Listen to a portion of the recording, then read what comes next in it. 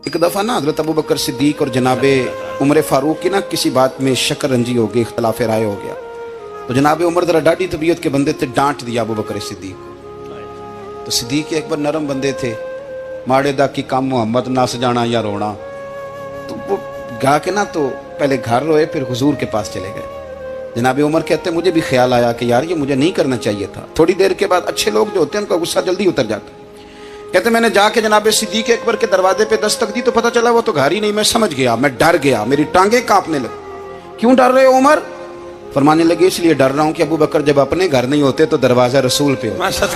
सारी बात तो सुना दी होगी। फरमाते मैं नबी पाक की बारगाह में पहुंचा, सामने अबू बकर बैठे हैं, पुश्त मुबारक मेरे करीम रसूल की काबे की जानब, चेहरा सिद्दीक अकबर की जानब, दोनों की गर्दनें झुकी हुई।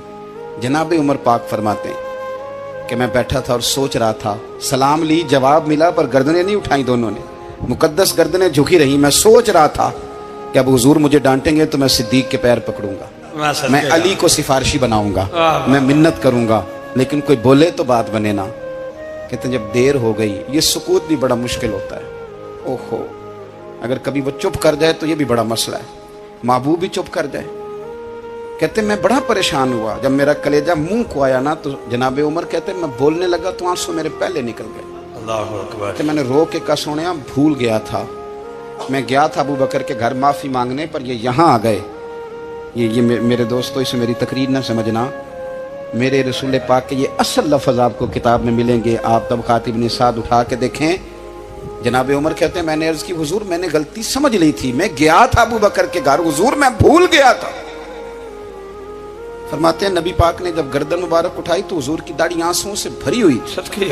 और लफ्ज क्या थे? फरमाया उमर तुम मेरी खातर मेरे अबू बकर को माफ नहीं कर सकते थे।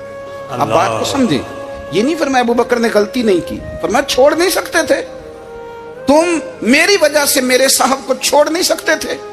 फिर हुजूर ने फरमाया उमर ये सारा मक्का तलवारें लेके मुझे कत्ल करने आता था, यार ये अकेला था,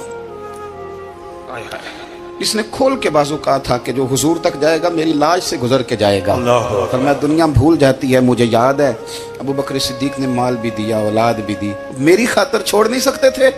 जनाब उमर कहते हैं मैं उसके बाद समझ गया कि मेरे मुस्तफ़ा की रजा इसी में है कि अबू बकर को राजी रखा जाए। सुभान अल्लाह।